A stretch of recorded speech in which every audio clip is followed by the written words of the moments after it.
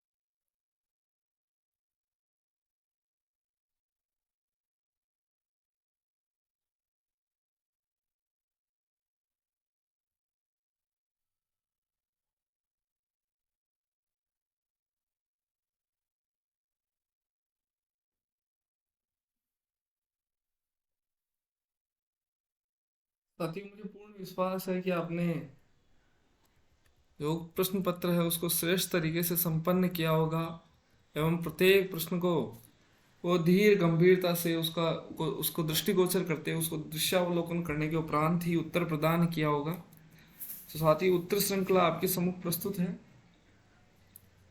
साथ ही एक ये भी है कि जैसे आप प्रश्नों का हल करते हैं तो ये ध्यान रखिए कि आपको लगता है कि मेरी तैयारी उतनी श्रेष्ठ तरीके से नहीं हुई, तो आप सीधे जो प्रश्नों की जो व्याख्या है उसको देखें, ताकि आप प्रकृति को तो कम से कम आत्मसात करें। इस प्रकार का दृष्टिकोण आप रखें और बेहद सकारात्मक रखें। इस प्रकार की श्रृंखला से आप बचने का यत्न ना करें। जितना आप सामना करेंगे प्रश्नों का, उतना आप अच्छे से अच्छा कर पाएंगे। तो प्रश्न एक है साथियों कि वृक्ष छाया का संधि विच्छेद होगा। तो इसमें से जो सही विकल्प है वो साथियों विकल्प 4, वृक्ष और छाया। आप ध्यान दें, जब भी स्वर और उसके उपरांत छ का आगमन होता है तो उस स्थिति में स्वर और छ के मध्य जो स्वर रहित च है उसका आगमन हो जाता है। जब पूर्व वाले शब्द में के जो अंतिम वर्ण है उसमें स्वर है और दूसरे शब्द के पूर्व जो वर्ण है उसमें छ की आवृत्ति हो, उस स्थिति में स्वर एवं छ के मध्य स्वर रहित च का आगमन हो जाता है। और इसी प्रकार के अनेक शब्द है, जैसे परिच्छेद, अनुच्छेद इत्यादि। इसका सही विकल्प है 4 सही है। दूसरा साथियों, प्रश्न 2 आपने पढ़ लिया होगा, अच्छे से उत्तर दिया होगा। निम्नलिखित में से किस शब्द की संधि सही नहीं है? जैसे न, धन, इति, नेति, तो अ प्लस ई एब में बदल जाता है, ये भी सही है और इसमें अपने गुण संधि है, आप भली बात ही समझ चुके होंगे। शीत, धन, ऋतु, यहाँ पर स्वर आ रहा है अ और री, और ये बदल जाता है साथियों अर में। तो स्वर, इसके अंदर स्वर के अंदर भी साथियों यहाँ पर जो हम परिणति देखते हैं अ प्लस री, ये बदल रहा है साथियों अर में। और यहाँ पर भी जो संधि दृष्टिगोचर हो रही है वो है गुण संधि। चौथा है साथियों मातृ अर्थात री और ई। जब री धन ई का आगमन हो जाए तो जो वर्ण है वो री में बदल जाता है, और इस प्रकार का जो हमें जो समीकरण है वो मातृच्छा में प्रदर्शित होता हुआ दिखाई देता है। तो ये भी सही है। और जो विकल्प 3 है वो असंगत है, क्योंकि दूधन अवस्था, इस प्रकार का जब हम मिलान करते हैं, संधि करते हैं, तो वो जो संधि होती है दुर्वस्था होती है। तो आप ध्यान दें, जो विकल्प 3 है वो संगत नहीं, इसका जो सही उत्तर होगा वो दुर्वस्था होना चाहिए। चूंकि यह शुद्ध है इसलिए तीसरा विकल्प प्रश्न की दृष्टि से सही है। अगला प्रश्न है साथियों, किस क्रमांक में शब्द का सही संधि विच्छेद है? किसमें सही संधि विच्छेद? आप प्रश्न की प्रकृति को भली भांति पढ़ें, और जब आप उत्तर प्रदान करते हैं, जब प्रश्न को पढ़ते हैं, तो उससे जो अंतिम शब्द है उसके जो 3-4 शब्द उसको अच्छे से पढ़ ले। उसमें सही है, गलत है, शुद्ध है, अशुद्ध है, कौन सा शुद्ध समूह है, इस प्रकार के शब्द बनते रहते हैं, इन पर विचार करें।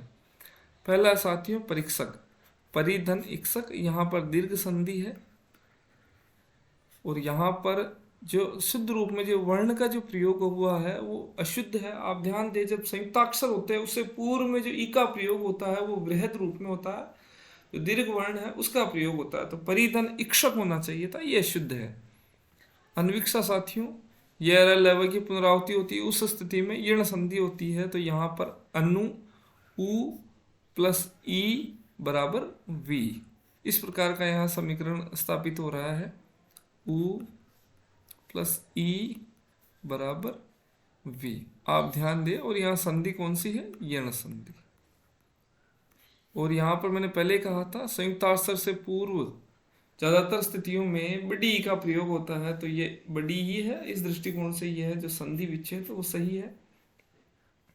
तीसरे संधि विच्छेद को भी हम समझते हैं, अभिप्सित। अभिप्सित के अंदर अभि धन इप्सित, यहाँ पर भी इसी प्रकार की दिक्कत है कि यहाँ पर जो वर्ण है वो वर्ण दीर्घ होना चाहिए था, किंतु लघु वर्ण का प्रयोग हुआ है। तो इस दृष्टिकोण से ये भी अशुद्ध है, यहाँ पर बड़ी ये लगनी चाहिए थी। और तीसरा है साथियों अन्वेषणा अनुधन ऐषणादि, यहाँ थोड़ी गलत है, यहाँ पर छोटा ए आना चाहिए था। तो साथियों इस प्रकार की जो शब्द है उनको आप समझे। अमूमन जो संधियों में जो गलती होती है वो वर्ण के आधार पर भी होती है, उ ई ए। जब भी ई वाला जो प्रश्न आ जाए उसमें सबसे ज्यादा गलतियों की जो संभावना होती है वो छोटी ई बड़ी, इसी प्रकार उ और इसी प्रकार के ए में दिक्कत रहती है। और ये चौथा है, इसमें भी अन्वेषणा, इसमें भी ऋण संधि उसका प्रयोग किया गया है। तो विकल्प 2 है वो संगत है। अगला, किस क्रमांक में सही विच्छेद है? सबसे पहले साथियों वधु धन उल्लास। तो अब यहाँ पर अपने को पता है वधु को इस प्रकार लिखा जाता है वधु, तो उस दृष्टिकोण से यहाँ पर ही अपने को सही उत्तर वो प्राप्त हो जाता है। और इसका जो एक विकल्प है वो संगत है सही। एक मिनट साथियों, इसमें थोड़ा सा अपने को पुनः मैं आपको अवगत करा दूं कि इस प्रकार अपने को ध्यान देने की आवश्यकता है कि जो प्रश्न की जो प्रकृति है उसको आप समझे। पुनः मैं प्रश्न पढ़ता हूँ, सही विच्छेद कौन सा है? तो अब ये गलत है और गलत के आधार पर हमने यहाँ टिक कर दिया। तो इस प्रकार की जो प्रश्नों की जो प्रकृति के आधार पर हम अनेकों बार हम गलतियां कर देते हैं, तो इसको दुरुस्त करना है साथियों। तो सही विच्छेद कौन सा? तो वधु, यहाँ पर गलत विच्छेद हो रखा है क्योंकि यहाँ पर बड़ी उ की मात्रा आनी चाहिए। तो ये विकल्प संगत नहीं है। दूसरा है साथियों की पद्धति। तो पद्धति के अंदर यहाँ पर होना चाहिए था अद्य, तो ये भी असंगत है, सही विच्छेद नहीं है। विकल्प 3 है साथियों कि भावुक।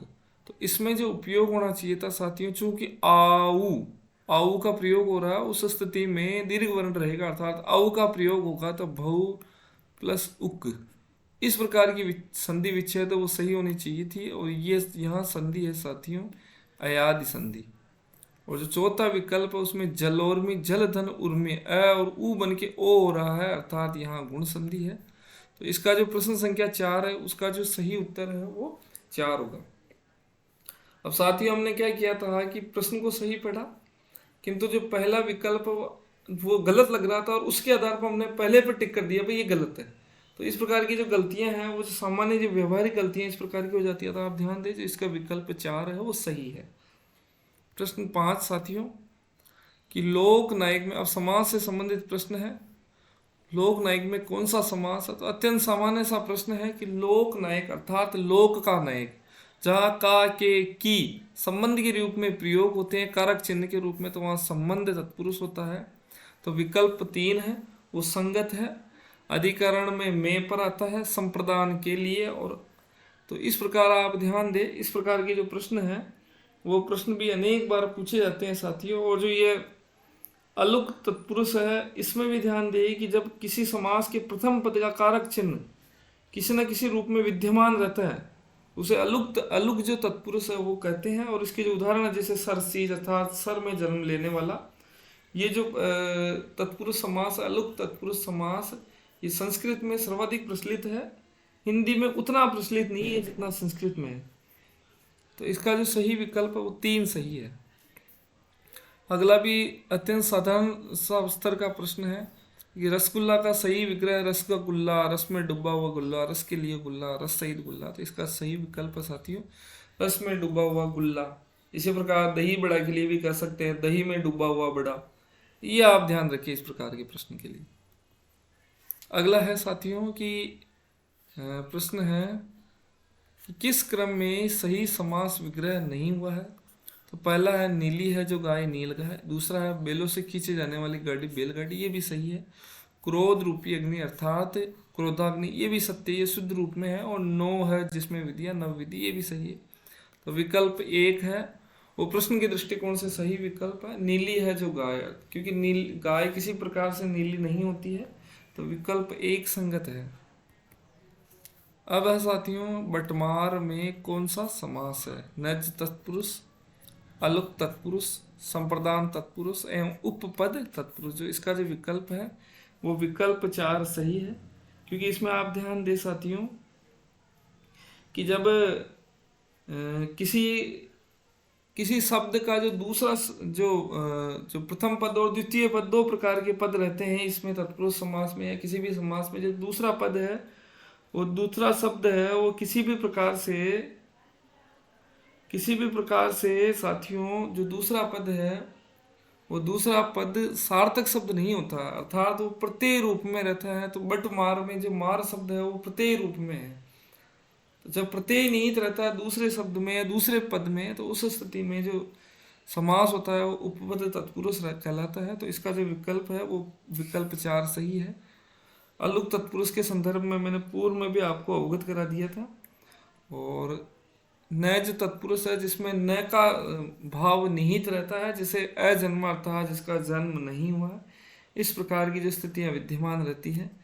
इसी प्रकार हम अनेक दूसरे उदाहरण भी देख सकते हैं, जैसे अमर अर्थात न मरने वाला। तो इस प्रकार के जो जैसे अधर्म है जो धर्म से रहित, जिसमें न का भाव रहता है, उसमें नज तत्पुरुष कहलाता है। अब है अगला प्रश्न साथियों, ये शुद्ध अशुद्ध के दृष्टिकोण से इस प्रकार का प्रश्न बना हुआ है कि किस क्रम में सभी अशुद्ध नहीं है। अब ये देखो, आप इसकी प्रकृति को समझे साथी, सभी अशुद्ध नहीं है अर्थात शुद्ध है। कौन सा वर्ग है जो शुद्ध रूप में है? तो जैसे पहले विकल्प पर विचार करें तो निरुत्तर सही है, निषेध भी सही लग रहा है, और द्वारी, ये शब्द थोड़ा सा गलत लग रहा है मुझे। यहाँ पर द्वारी होना चाहिए, अर्थात जो द्वार का रक्षक है उसे द्वारी कहा जाता है, और उसमें बड़ी ई की मात्रा आती है। विकल्प 2 पर दृष्टि डालें तो त्योहार ये भी सही है, दिवारात्र ये भी सत्य और शुद्ध रूप में है, और ऐश्वर्य ये भी सही है।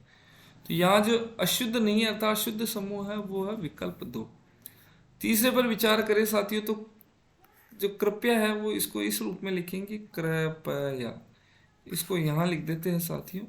यहाँ शुद्ध रूप में होगा कृपया। ठीक है साथियों। कसाई को भी मेरे दृष्टिकोण से जो अगर उस अर्थ में ले, जैसे ये विपरीत अर्थ में या गंदे या गंदगी या अशुद्ध अर्थ में, जो विपरीत अर्थ में जो प्रयोग में आता है शुद्धता के दृष्टिकोण से, तो उसमें कसाई से षटकोण वाला आता है, और कुसुम शब्द है वो सही है। चौथे में उपनिवेशी की जगह आप भली भांति परिचित है साथियों कि जो औपनिवेशिक इस प्रकार का शब्द रहता है ये सही है। ऊर्जस्वित अर्थात ऊर्जा से युक्त, और संग्रहित में यहाँ री का प्रयोग होगा, यहाँ पर रह है, तो इसका जो विकल्प 2 वो सही है। अगला है साथियों, सही वर्तने वाला शब्द है नृत्यांगना, तो ये भी गलत है, नृत्यांगना होगा। यहाँ पर जो आ की आवृत्ति हो रही है पूजनीय, तो इसमें ये जो ये शब्द नहीं होना चाहिए था, ये तो पूरा ही गलत है। खैर, पूजनीय ये इस प्रकार होना चाहिए था, ये नहीं आना चाहिए था इसमें। एक मिनट साथियों, ये इस प्रकार पूजनीय होना चाहिए, ये की आवृत्ति नहीं होनी चाहिए थी।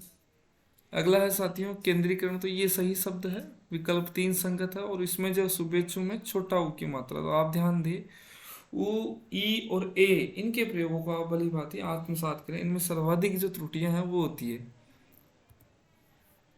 अगला प्रश्न है साथियों, अत्यंत सरल सा प्रश्न है, आपने इसको सही किया होगा। सही शुद्ध समूह है, तो इसमें ये भी इस प्रकार का ये प्रयोग में अधिक आता है, किंतु ये अशुद्ध शब्द है, ये भी अशुद्ध है, ये ठीक है, और यहाँ पर ये ठीक है, किंतु ये अशुद्ध है, ये भी अशुद्ध है, ये ठीक है, और यहाँ ये सही है, ये निरोग सही है, अनुग्रह सही है, वांग्मय सही है। तो इस दृष्टिकोण से विकल्प 3 है वो संगत है, सही है। अगला है साथियों कि किस क्रमांक में वाक्य में शुद्ध शब्द है। 4 विकल्प दिए हुए हैं, इसमें से आपको शुद्ध वाक्य का चयन करना है। पहला है तुम सीता और मैं खेलेंगे, यहाँ पर हमें सही उत्तर प्राप्त हो जाता है।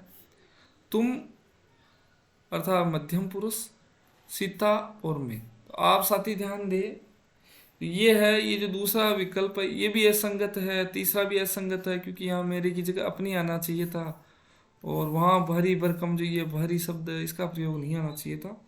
नहीं, ये आप ध्यान दे साथियों, ये थोड़ी त्रुटि हो गई है, ये जो भरकम शब्द है इसका प्रयोग नहीं होना चाहिए था, वहाँ भारी भीड़ जमा थी। इस प्रकार इसका विकल्प 1 सही। इसमें भी आप ध्यान दे साथियों, जब एक से अधिक कर्ताओं का प्रयोग होता है, जब एक से अधिक कर्ता किसी वाक्य में प्रयोग में आते हैं, तो उस स्थिति में भिन्न भिन्न पुरुष रहेंगे, और भिन्न भिन्न पुरुष होने की स्थिति में सबसे पहले जो पुरुष का प्रयोग होगा वो होगा मध्यम पुरुष, और उसके बाद में अन्य पुरुष, और उसके पश्चात साथियों जो उत्तम पुरुष का प्रयोग होगा। तो ये क्रम आप ध्यान रखें, मध्यम पुरुष अर्थात तू तुम तुम्हारा, और उसके पश्चात अन्य पुरुष अर्थात वे वो इत्यादि, और उसके बाद में होगा उत्तम पुरुषार्थ मैं मेरा आदि।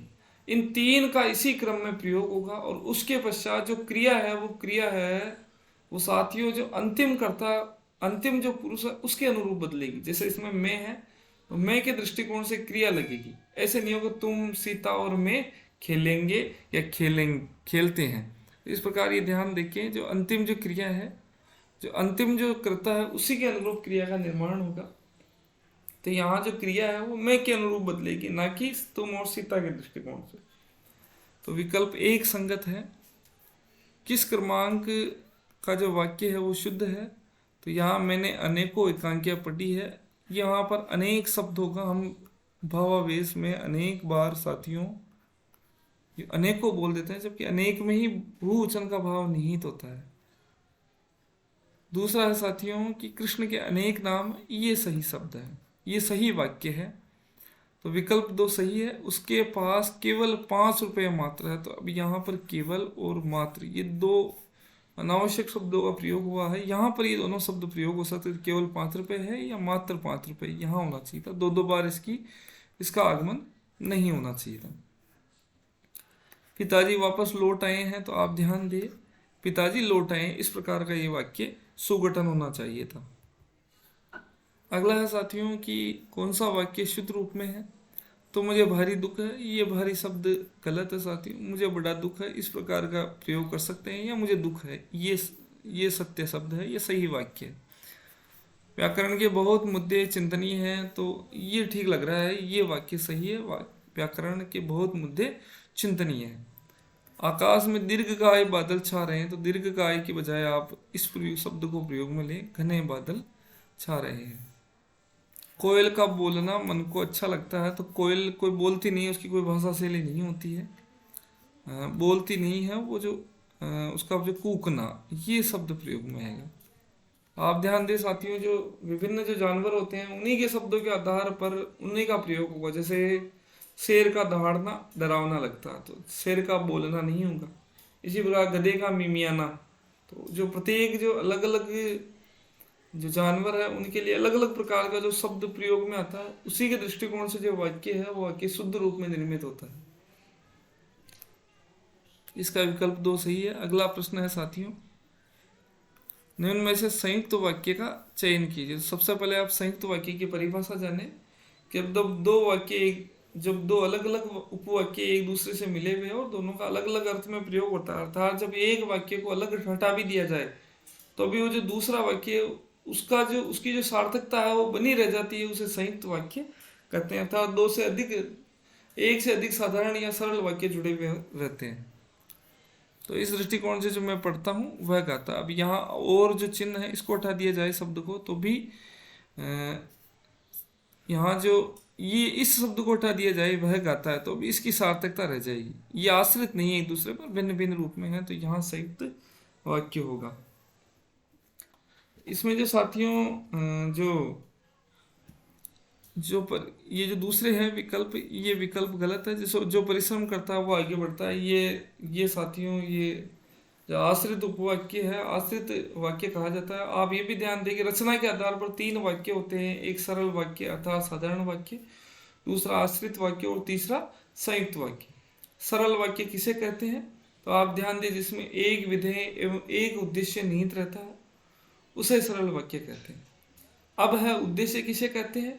तो कर्ता को मूलतः उद्देश्य कहा जाता है। उद्देश्य में 2 स्थितियां हैं, एक तो कर्ता स्वयं और कर्ता का विस्तार निहित रहता है। जैसे राम, तो तेज बल से युक्त राम, तो यहाँ तेज बल से युक्त एक प्रकार का उद्देश्य का विस्तार है, कर्ता का विस्तार किया गया है। तो इस प्रकार 2 स्थितियां मिलती है, उद्देश्य एवं उद्देश्य का विस्तार। दूसरा है साथियों इसमें विधेय। विधेय का अर्थ होता है साथियों कर्म या क्रिया का विस्तार। ये 2 चीजें निहित रहती है, उसे हम सरल या साधारण वाक्य कहते हैं। संयुक्त वाक्य किसे कहते हैं? जब दो सरल वाक्य आपस में किसी और या इत्यादि शब्दों से युक्त रहते हैं तो उसे संयुक्त वाक्य कहा जाता है। आश्रित वाक्य किसे कहा जाता है?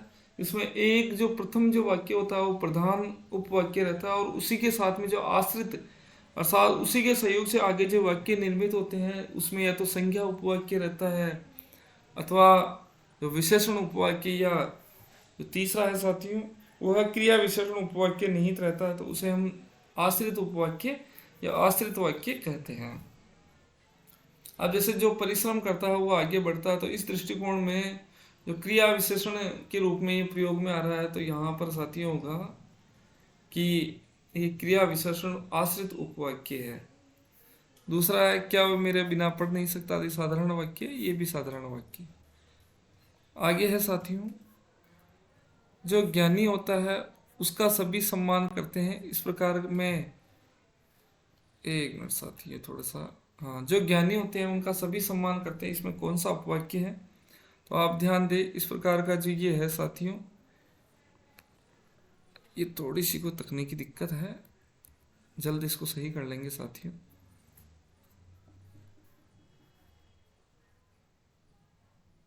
इसमें साथियों है वो विशेषण उपवाक्य है, आप ध्यान दें। साथियों अगला प्रश्न है अर्थ के, ये एक सेकंड साथियों, हाँ, जो ज्ञानी होते हैं उनका सभी सम्मान करते हैं, इसमें कौन सा उपवाक्य? थोड़ी सी तकनीकी दिक्कत आ गई थी इस वजह से अंतराल उत्पन्न हुआ है। साथियों ध्यान दे जहां पर जो ज्ञानी होते हैं उनका सभी सम्मान करते हैं, जो शब्द आ जाए, इस प्रकार का जो शब्द आ जाए तो उसमें जो विशेषण उपवाक्य निहित रहता है। संज्ञेय उपवाक्य जो होते हैं उसमें की शब्द का प्रयोग होता है, ये भी आप ध्यान दें।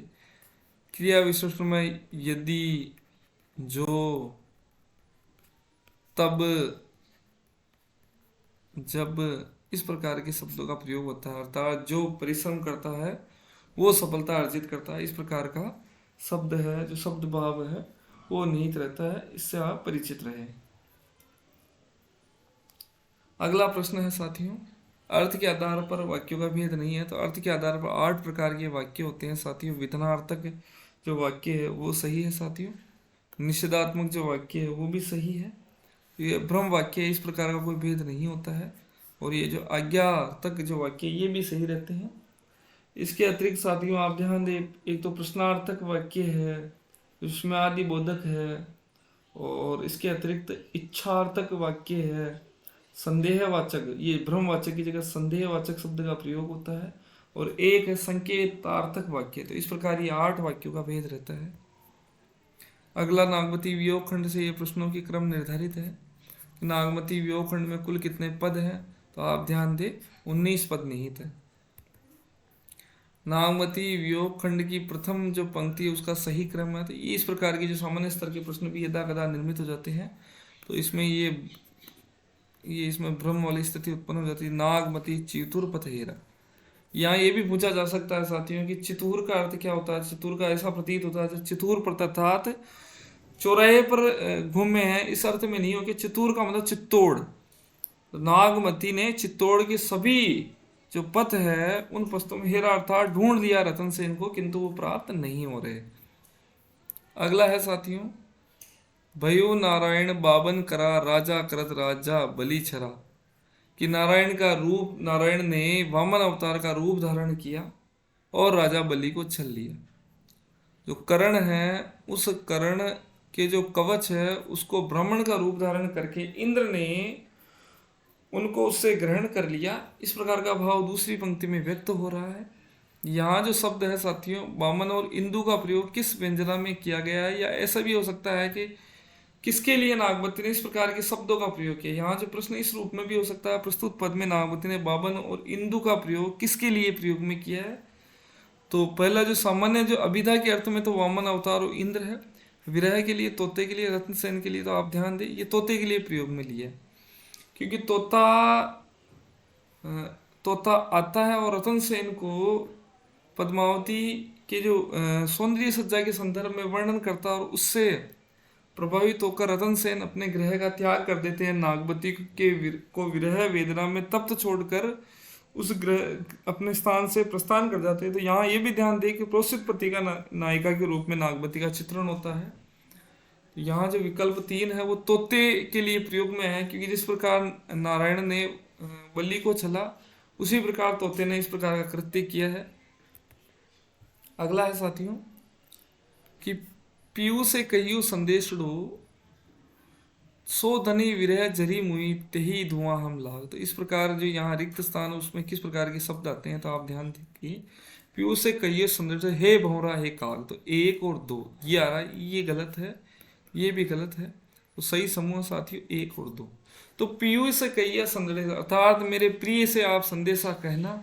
कौन कहेगा? भौरा एक काग। क्या कहना है? सोधनी, तुम्हारी जो पत्नी है, तुम्हारी धरानी है, वो विरह में जरी मुई अर्थात जल के मर गई है। तेहिक धुआं, और तुम उसके जो धुएं जलने के उपरांत जो धुआं निकल रहा है, हम लाग, उस धुएं से हम काले हो गए। तो हे भौरा और हे काग, तू मेरी जो मेरे पति है, जो धनी है, धनी का मतलब हो गया साथियों आप ध्यान दे, सो धनी, तुम्हारी जो धनी अर्थात जो तुम्हारी जो पत्नी है वो विरह में जल के मर गई है और उसके धुएं से हम काले हो गए। इस प्रकार का भाव इस पंक्ति में व्यक्त होता है। तो इसका विकल्प ए सही है। चढ़ा गगन घन गाजा, साजा विरह धुंध दल बाजा। तो इसमें कौन सा महीना है, तो आप ध्यान दें आषाढ़ है।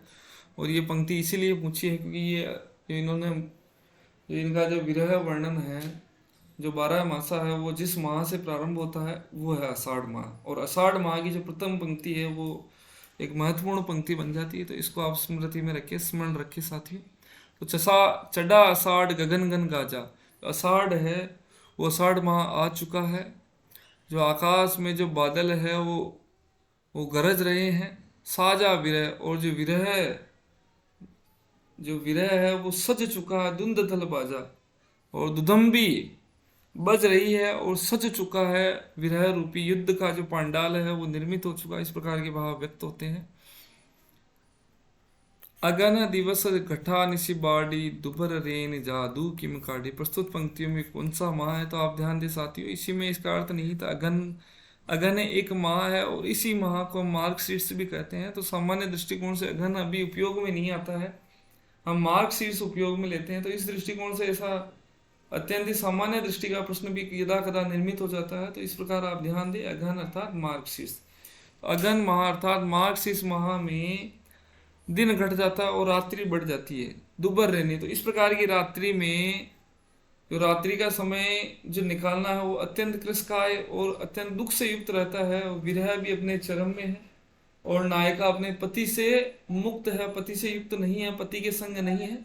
उस स्थिति में जो ये बढ़ी हुई रात्रि है उसके लिए अत्यंत दर्दनाक और क्लिष्टकाय स्थिति को जन्म दे देती है।